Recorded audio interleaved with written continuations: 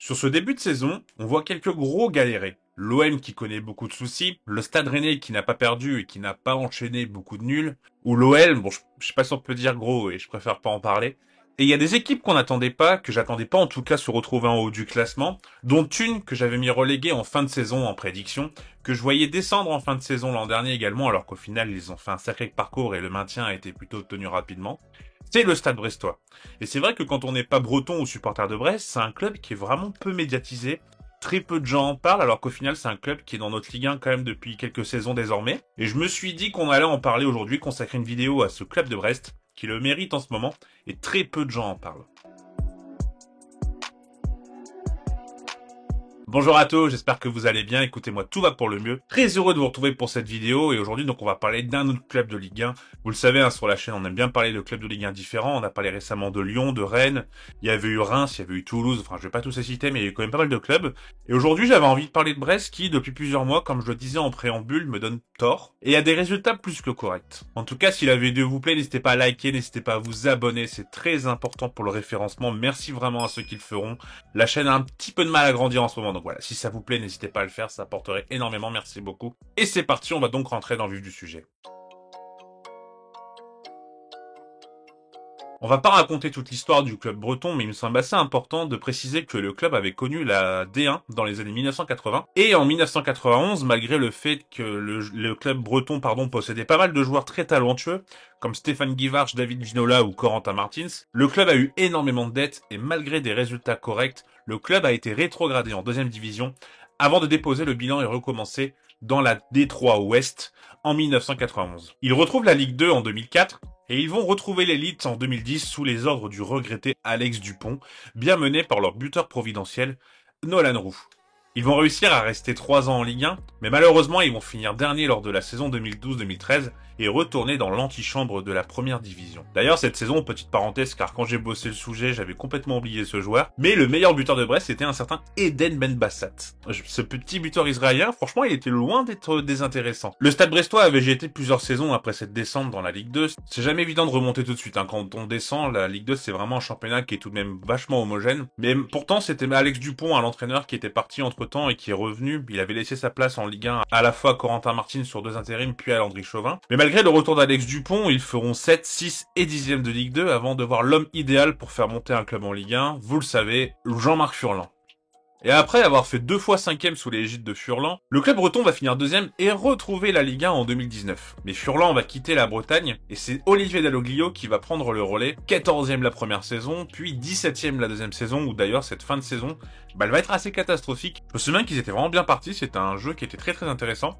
Et d'un coup, ça a coulé, et ça s'est maintenu de peu. C'était vraiment surprenant, donc Dalloglio, forcément, il va partir, direction l'Hérault, plus précisément Montpellier, et c'est Derzakarian qui va faire le chemin inverse. Et la première saison, sur Derzak, d'un point de vue comptable, est plutôt bonne, même très bonne, hein, ils sont 11e de Ligue 1, le club n'a jamais été aussi bien classé au XXIe siècle en Ligue 1, mais l'année dernière, début complètement catastrophique, et dès le mois d'octobre, Michel Derzakarian va prendre la porte, et c'est Bruno Grogui jusqu'à la fin de la Coupe du Monde qui a pris l'intérim avant de voir l'arrivée en janvier de Éric Roy. Et c'est vrai que quand j'apprends cette nouvelle, je me demande comment c'est possible. Il a qu'une expérience d'entraîneur, c'est en 2010-2011 à Nice, et franchement je comprends pas la pertinence de choix, je me dis mais pourquoi ils ont été chercher Éric Roy? Il y a tellement d'entraîneurs, pourquoi Éric Roy? Et pour moi, clairement, Brest, ils étaient condamnés pendant un bon moment. Hein. Moi j'étais persuadé que Brest allait descendre. Bah déjà, sur Derzak, le début de saison était complètement catastrophique, car quand Derzak est viré, ils sont derniers. Ça continue, et je voyais pas comment avec Éric Roy, le club pouvait rebondir. Et même au mois de février, au mois de mars, hein, même si on a su assez rapidement que Troyes, Ajaccio et Angers étaient rapidement promis à une descente. Je me rappelle, je sors une vidéo sur qui va descendre, et pour moi, entre Nantes, Strasbourg, Auxerre et Brest, bah franchement, j'étais persuadé que c'était Brest. Alors depuis l'arrivée d'Éric Roy, ça jouait mieux, ça enchaînait des résultats qui étaient quand même plutôt cohérents, mais j'étais persuadé que ça ne pouvait pas durer car on sentait un groupe ressoudé. Mais dans le jeu et tactiquement, on sentait pas forcément une révolution, donc d'un point de vue très extérieur, je voyais une date de péremption à la porte d'Éric Roy, sauf que pas du tout, au final, ils ont vraiment fini plus que bien la saison. Et au final, Brest s'est sauvé assez rapidement, surtout que à côté, il y avait quand même Nantes et Auxerre où ça allait pas du tout. Donc Brest a réussi à jouer son maintien assez facilement finalement. Et lors de cet été, rebelote si je puis dire, avec le départ de Belkebla. D'ailleurs lui, il a rebondi en D2 saoudienne, je comprends pas qu'il ait pas pu jouer plus haut car Bah, c'est un bon joueur, moi, je trouve. Alors, le choix de l'Arabie Saoudite, je le critique pas, ça me dérange pas. Mais quand on voit que même Didier Ndong joue en D1 saoudienne, lui aussi, il aurait pu jouer en D1, quoi. Enfin, bref. Il y a également eu le départ de Jean-Kevin Duverne, qui s'est lui proposé un renouvellement de contrat. Mais lui, il a préféré refuser, car il pensait qu'il aurait des belles propositions. Finalement, il a signé à Nantes.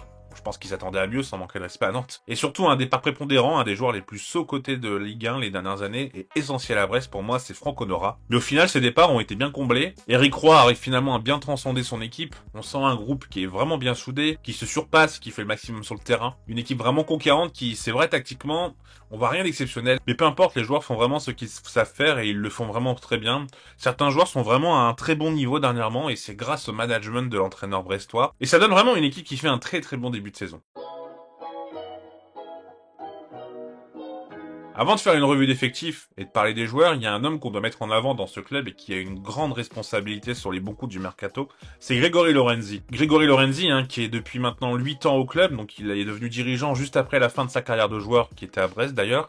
Il a fait 2 ans en tant que coordinateur sportif, puis il est devenu directeur sportif après, donc ça fait 6 ans désormais qu'il occupe ce poste. Et il a récupéré un club de milieu de tableau de Ligue 2 et en a fait un club qui dispute une 5e saison consécutive en Ligue 1, alors qu'il doit systématiquement composer avec une enveloppe budgétaire plus restreinte qu'ailleurs. C'est un club qui a vraiment peu de budget. Il faut voir ce qui a été dépensé au mercato, par exemple, très peu de moyens investis, mais en échange, il a les pleins pouvoirs et il fait plus ou moins ce qu'il veut, et c'est pour ça qu'il arrive à faire du bon travail et que le club arrive tout de même à perdurer en Ligue 1. Bien sûr, il y a eu beaucoup d'échecs, notamment une relation pas toujours simple avec les entraîneurs. C'est assez vite compliqué avec Michel Darzacarian, qui d'ailleurs n'a pas été tendre avec lui dans les médias après son éviction. Avec Furlan également, c'est pourquoi malgré la montée, Furlan n'est pas resté à Brest. Avec Dalloglio, il me semble, corrigez-moi, mais il me semble que quand le club dégringole à la fin du parcours de Dalloglio, c'est parce qu'il était un peu en mésentente avec Lorenzi.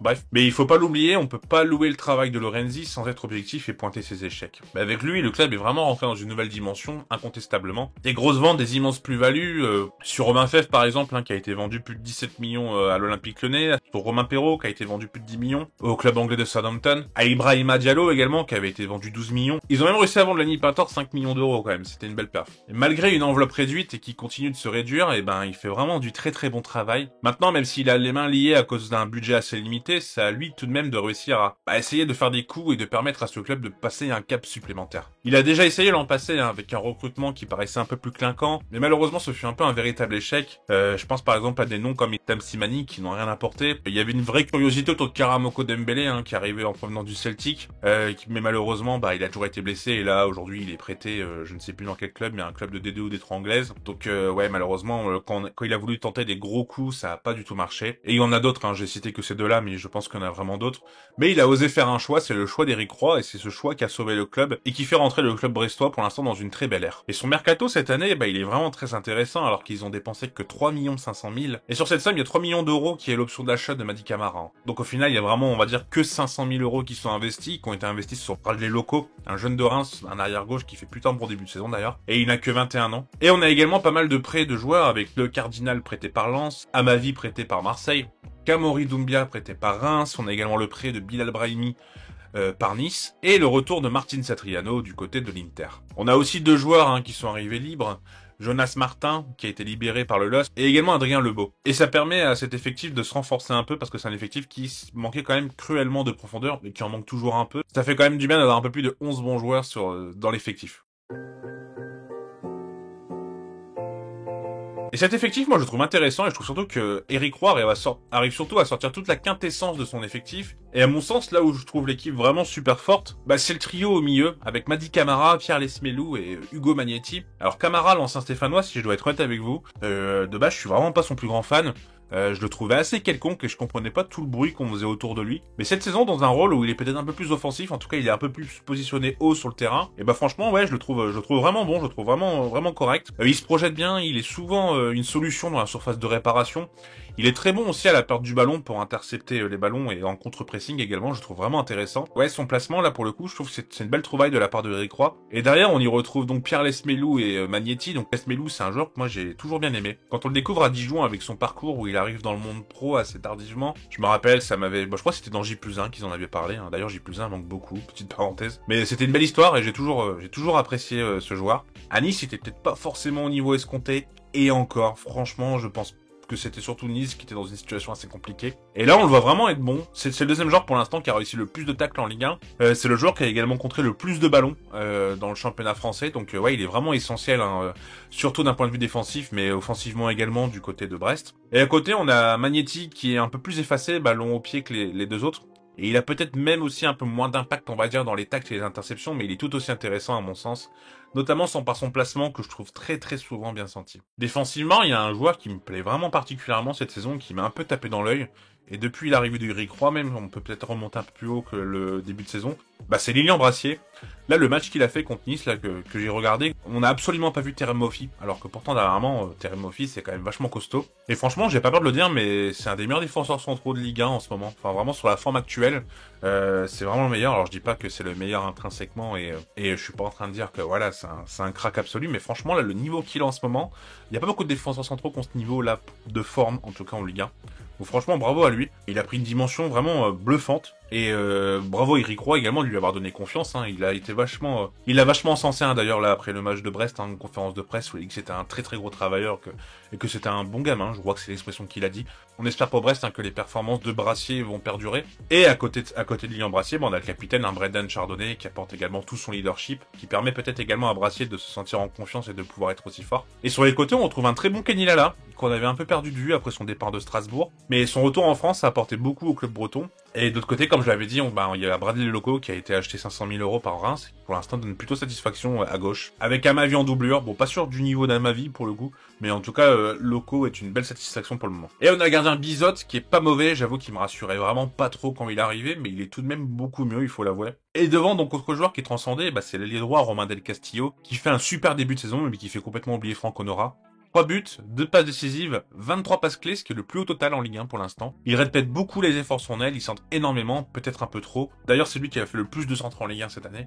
Mais c'est vraiment le maillon fort de cette ligne de 3. Alors les mauvaises langues diront que sur les 3 buts, il me semble que c'est 3 pénaux. Enfin, en tout cas, il y a beaucoup de pénaux. Mais pour moi, il fait vraiment un bon début de saison, il est très très remuant. Et il est accompagné de l'autre côté par Jérémy Le Doiron, qui est un joueur que je trouve assez bon aussi également, qui fait quand même souvent de bonnes saisons et qui est un ailier quand même qui me semble assez intéressant. Et devant, il y a soit Steve Mounier et soit Martin Satriano, et c'est peut-être pas les joueurs capables de marquer le plus de buts. Ça m'étonnerait que un des deux finisse à plus de 15 buts cette saison. Sans dire que c'est des joueurs qui sont mauvais, surtout Satriano et Mounier, je trouve qu'ils apportent quand même beaucoup dans l'envie, dans l'impact. En fait, ils pèsent beaucoup sur les défenses, et ça permet notamment, par exemple, à un Madi Camara qui joue un peu plus derrière maintenant, d'avoir un peu plus d'espace dans la surface et peut-être toucher un peu plus le ballon quand il se projette beaucoup. Notamment à Del Castillo et Le Doiron également, qui sont peut-être un peu libres parce que, en fait, Mounier et Satriano pèsent tellement que les défenseurs centraux sont plutôt focalisés sur eux que plutôt sur les ailiers. Donc c'est un apport tactique qui est quand même assez important. Donc voilà, pour conclure un peu ce 11 rapidement, je trouve que c'est un effectif qui a beaucoup de qualité, et même s'il n'y a pas énormément de profondeur, c'est ce qui pourrait poser des problèmes, comme je l'avais dit. Si malheureusement il y a 2-3 joueurs qui se blessent, ça risque d'être assez compliqué. Mais c'est un effectif qui vraiment, pour le coup, le 11, je le trouve vraiment qualitatif. Après, dans la profondeur de banc, on a quand même des joueurs intéressants, comme j'indiquais, dans les joueurs prêtés, le Cardinal, Brahimi, Doumbia. C'est pas des joueurs qui sont mauvais. On a également Ashraf Dari, lui qui est arrivé l'année dernière, qui est en défense centrale, qui est sûrement un peu, qui est en dessous des deux autres qui sont titulaires, mais c'est pas un défenseur qui me semble mauvais. Mais c'est vrai que ça manque quand même tout de même de profondeur, et c'est ça qui pourrait vraiment causer du tort pour la saison de Brest. Mais après, c'est un club qui a vraiment peu de moyens, donc c'est sûr que malheureusement on est un peu limité. Je trouve que toutes les qualités de l'effectif sont vraiment mises en avant dans ce projet de jeu de Eric Roy, et franchement bravo pour ça, parce que c'est une équipe qui montre de vraies valeurs, je trouve, de groupe. Elle est à juste titre récompensée par ce classement en ce moment. Pour conclure cette vidéo, on va parler un peu des résultats qui sont vraiment très bons. Brest est deuxième au bout de 7 journées, à égalité de points avec Monaco leader. 4 victoires contre Lens au premier match où ils perdent 2-0, ils arrivent à remonter 3-2. Contre Le Havre, l'Olympique Lyonnais. Bon, c'est facile de battre l'Olympique Lyonnais en ce moment. Et également à Reims, ce qui est une chose pour le coup beaucoup plus ardue. 2 nuls également contre Reims et à Nice, là, le dernier match, qui sont tout de même de très bons adversaires, et une défaite au Vélodrome contre Marseille. Donc voilà, 8 buts marqués en cette match. C'est vrai que c'est pas l'équipe la plus offensive, si on devait vraiment être mauvaise langue, mais peu importe, je pense que les supporters de Brest en ont un peu rien à cirer, si je peux me permettre. Mais j'ai envie de dire que ça reste quand même une très très belle performance. L'important, c'est vraiment de pouvoir se battre avec ses armes, d'être vraiment cohérent, et voilà, d'avoir cet esprit conquérant, de réussir à poser des problèmes à beaucoup d'équipes comme ils l'ont fait. Et franchement, ça, c'est grâce à Eric Roy qui a vraiment apporté quelque chose de nouveau, quelque chose que je n'aurais vraiment pas soupçonné pour le coup, comme quoi des fois, comme souvent, le cas. Et vraiment Eric Roy, là, son succès pour l'instant, c'est vraiment, absolument pas mis une pièce dessus.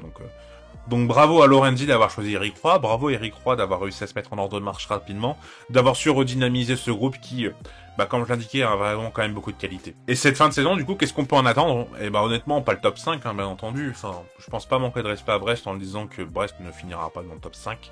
Après, bon, ça se trouve, ils le feront, et tant mieux, hein, j'en serai le premier content. Mais on est encore en début de championnat, et pour l'instant, c'est vrai que d'un point de vue comptable, c'est super serré dans le championnat, donc la tendance peut vraiment s'inverser. Même si je vois pas Brest complètement s'écrouler comme ça du jour au lendemain et jouer le maintien d'ici 2 mois, ça m'étonnerait.